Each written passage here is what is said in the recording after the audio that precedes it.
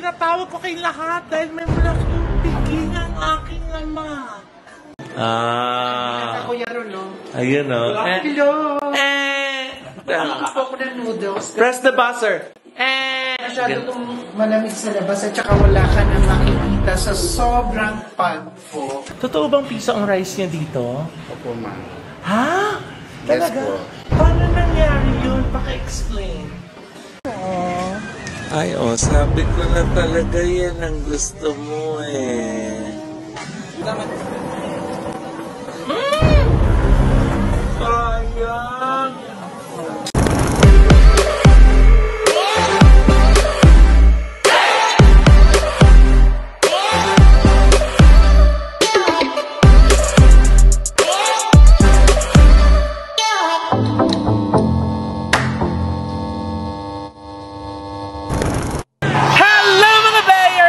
Black Mama is back and welcome back to my channel! Kamusta po kayo? And welcome to Baguio City! Ayan, na-request ng aking brother na kami ay bumalik dito sa Baguio kasi high school pa siya nung huli siyang napunta dito. Yes. And that's almost 30 years ago, di ba? So, kaya talagang siningit natin sa itinerary niya sa kanyang one-week vacation na makapunta dito sa Baguio. At syempre, dumaan tayo dito sa Cannon Road para makita ang pamosong Lion Head, diba? Kung ayan po ang Lion Head, ito po yung head ni Koki. Ayan. Lion Head, Koki Head. Bongga! So, almost siguro 30 hours lang yung aming kayang gugulin dito sa Baguio. Baguio Challenge. Kaya Baguio Challenge, magpo-food trip tayo at sa sightseeing sa Baguio sa loob ng 30 hours, di ba? So, ano pang hinihintay natin? Clock is ticking. Halika na, simulan na natin yung Baguio Adventure! Koki! Ayan, 8:15 na. Timer starts na ang ating 30-hour challenge dito sa Baguio City. At ang first order of business, ang chocolate patirol dito sa Kamjani.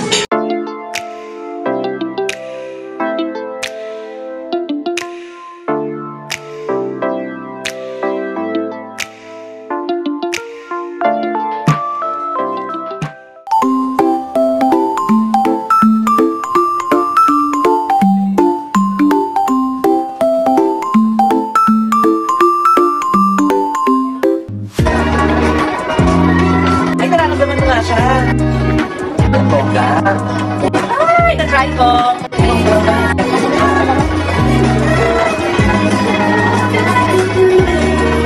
Yay! Ang saya. Ang saya magbati.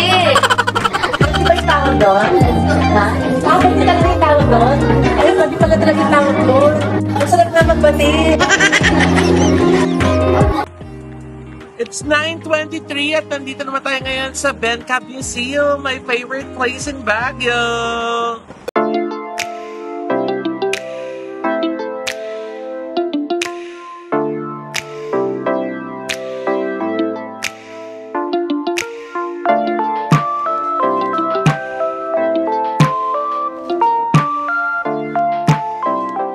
So ayan, nandito na tayo ngayon sa Igorot Stone Kingdom at ang third destination natin.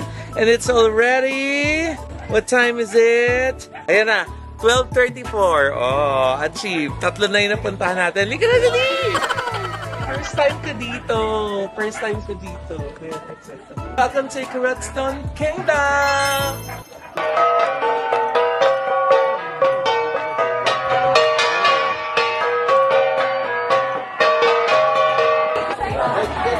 Bongga! Ayoko na, okay na ako dito. Kayo na lang umakyat. Mataas eh! Tsaka nakakalito, hindi mo alam kung saan ka pupunta. Ito parang Takeshi's Castle, dun Oh.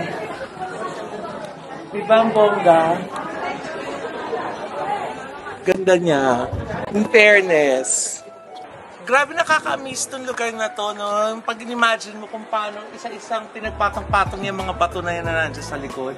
Ang bongga, ang galing, amazing!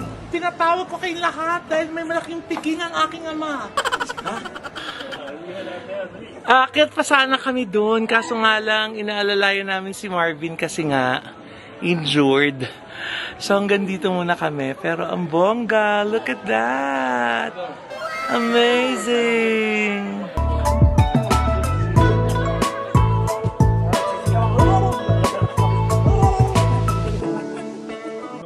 Ayan! 2:45 na! Andito naman kami ngayon sa Baguio Cathedral. Siyempre, kailangan natin dumaan dito para mag-pray, magpasalamat, at ipagdasal, siyempre, ang ating family, ang ating buhay, ating friends, ang ating country. Madami ko. Sinabi ko na lahat yung mga pinagdasal ko. Anyway, nandito tayo ngayon sa Cathedral, tapos sisiurin naman natin yung Session Road. O, fourth destination natin for today. Kaya, ayan, exciting!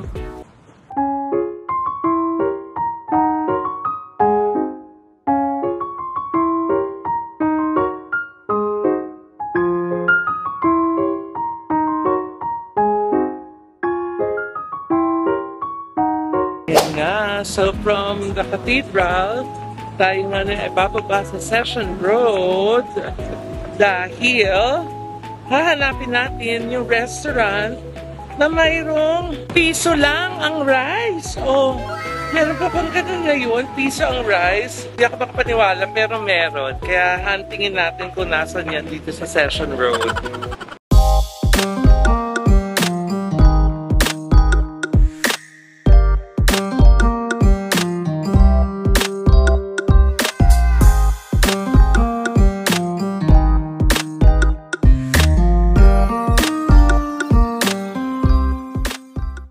So ayan, alamin natin kung totoo talaga ang chismis na piso ang rice dito.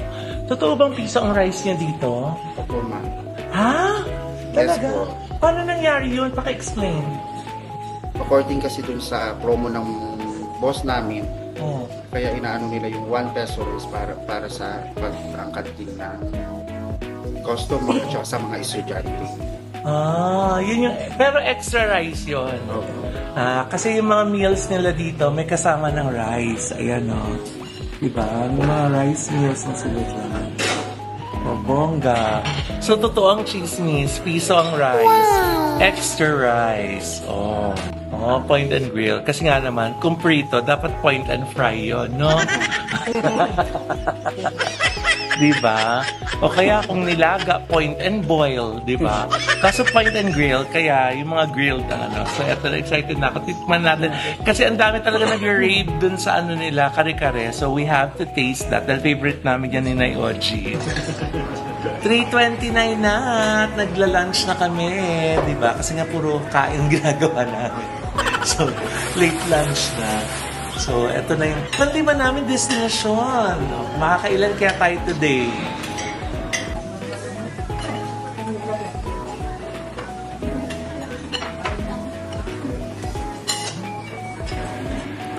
So, nandito na tayo sa aming 6th stop. Naku lang, tigil ang kain, ano? So, magde-dessert naman kami ngayon dito.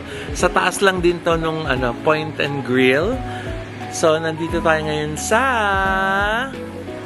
Oh my gulay! Pak, pak, pak, pak, pak. Oh! Bongga, sino mag-aakala may ganito sa rooftop, diba? Ng isang building. Para siyang hidden garden. Bongga!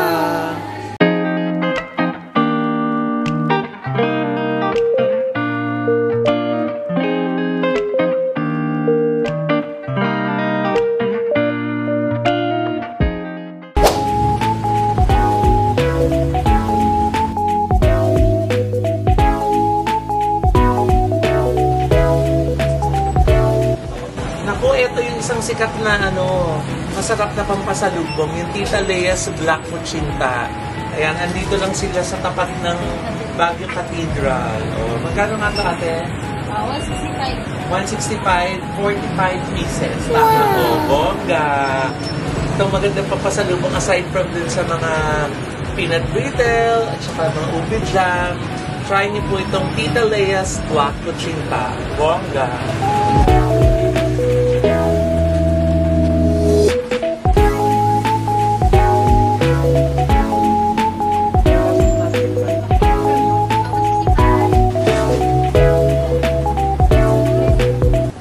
kasal na ni David.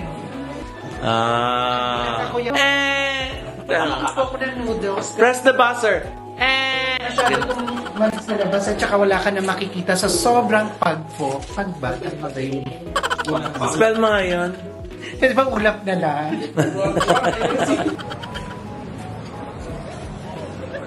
Ayan, 11:02 PM na at pagkatapos nung dinner namin, dahil kanina nga bagyo levels yung ulan, ngayon parang wala nangyari, ito yung lupa. Hindi kompletong bagay experience pag hindi nag-ukay-ukay dito sa night market, kaya halika na!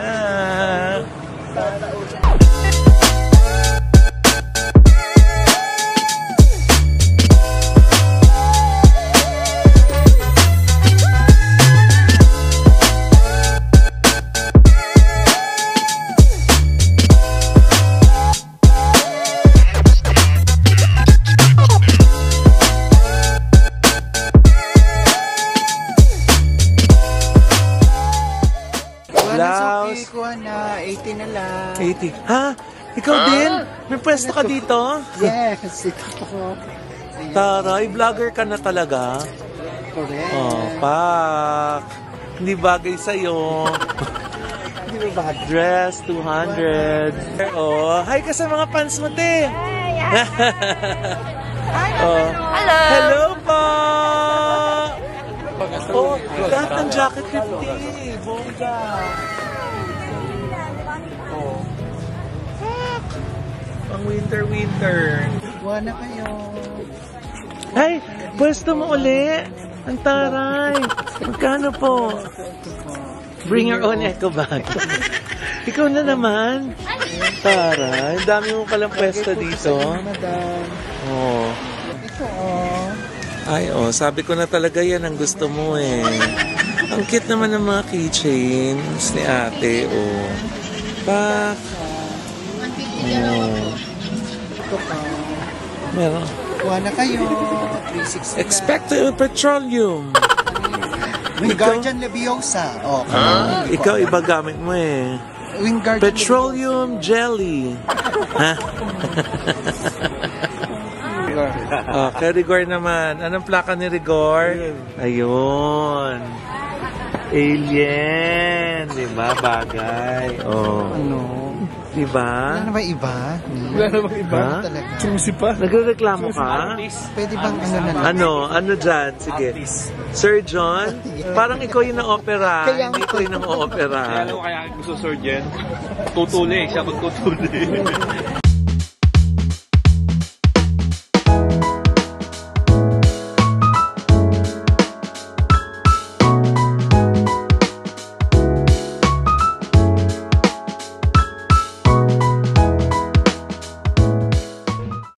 Ayan, so nakatikim na ba kayo ng strawberry beer? Oh, eto na siya. Dito lang yan, sa Baguio Craft Brewery. Oh, bongga. Let's drink to that. Strawberry beer. Oh, bongga. Sarap.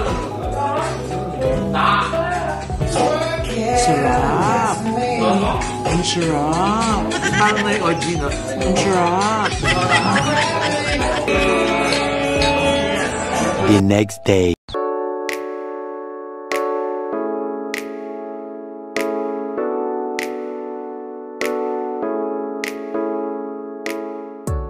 At syempre, hindi kompleto ang Baguio trip pag walang visit sa Good Shepherd's Convent para bumili ng Good Shepherd products.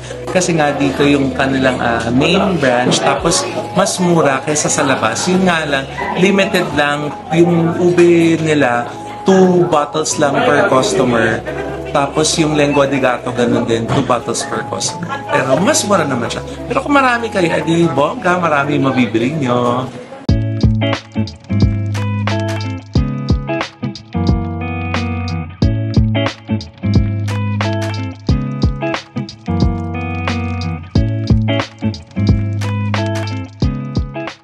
Ayan, it's like saving the best for last. Bago po kami tumulak pabalik ng Maynila, nag-lunch muna kami dito sa Moch. Ang dami ko na nga nakita online ng mga reviews about this. So this is our first time dito sa Moch. And we were not disappointed. Nice. Ang sarap po ng food nila, ang laki ng serving, kaya ang bongga-bongga, talagang punong-puno talaga yung aming lamesa dahil sa kanilang mga napakalaking mga serving ng bawat menu nila.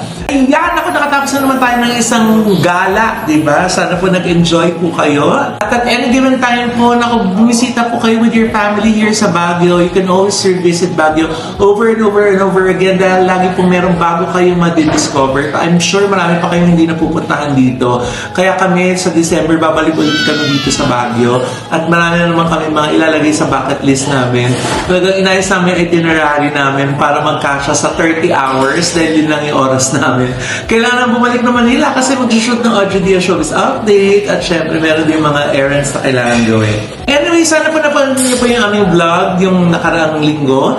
Yung vlog namin sa Highland Valley Resort, the Valley of the North, kung nasaan pang pinakamalaking water park dyan sa Norte. Napaka-bongga, napaka-posh, at napaka-sarap po ng kanilang pagkain, lalo na yung Spanish bread. Naku, kailangan po matikman niyo yan. Diyan lang po yan sa Pantabangan Nueva Ecija. Visit niyo po yung kanilang different social media accounts. At thank you so much, of course, to Envy Skin Beauty and Wellness Center for our skin, face, body, and wellness. Ayan po yan sa may ABS-CBN. Tapat lang po yan ng ABS-CBN sa Mother Ignacia sa Quezon City. Ayan. Dr. JC Solis of Gorgeous Smile Dental Clinic para sa aming gorgeous na ngiti. And Dr. Jessica D of Ideal Vision para sa aming eyewear. And para sa nails, ang nail cocktails, thank you so much. And for your hair and salon needs, Headway Bear Salon lang po ang kailangan nyo puntahan. Yes! At kailangan nyo naman po ng colon cleansing, ng ventosa, at saka ng acupuncture. Yan. Punta po kayo ng Centro Holistico. Diyan lang po yan sa Timog area. Kala po kayo ng aircon. Naku, itry niyo po ang Chigo. 5 years ang warranty nila. Available po sila sa Anson, sa Lazada Mall, at saka sa Shopee Mall. Ang bongga, ang lamig. Very affordable po yung kanilang mga prices. At syempre, napakaganda po ng quality ng mga air conditioning nila. At ayan, sa susunod po namin na vlog, ipapakita namin sa inyo yung isa na naman po namin ginawang condominium unit. Sana po maibigan nyo kasi kakaiba na naman siya. Yay! Maraming po salamat. Magkita-kita po tayo hanggang sa muli. Bye!